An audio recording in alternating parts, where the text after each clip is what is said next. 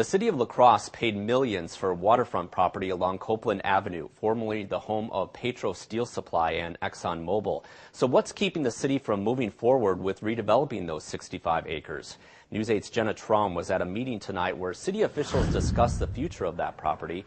She joins us now with more. Jenna? Mike, the purpose of tonight's meeting was to open up discussion about whether redeveloping that property should be the city's priority right now, or if the priority should be something like neighborhood revitalization. City officials did not come to an agreement on whether they think whether they should make this redevelopment priority number one, but they say at least they had the chance to talk it over.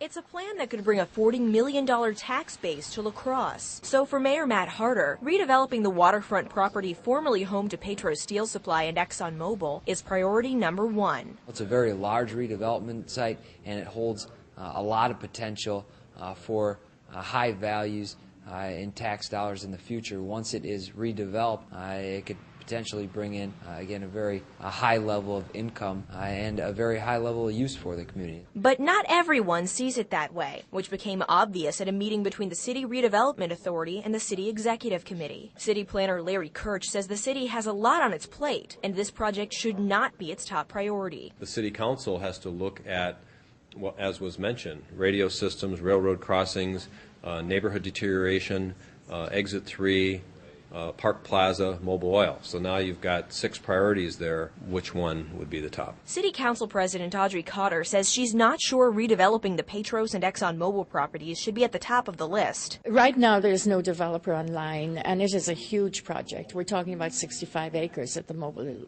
and Petros sites. So, that is not a small change development. On top of concerns over whether the property in question is marketable to investors in this economy, there's also the major cleanup that would be required. Cleaning the contaminated property and getting it ready for development would cost about $13 million. The city is still waiting to hear back from the DNR about a $250,000 matching grant to help clean up the Petros property. But the city planner is optimistic it will go through. The DNR denied the city a grant to help clean the ExxonMobil site. The city planner is hoping ExxonMobil will chip in for the cleanup to reduce the company's future liability. They have a cleanup obligation and they have to fulfill that.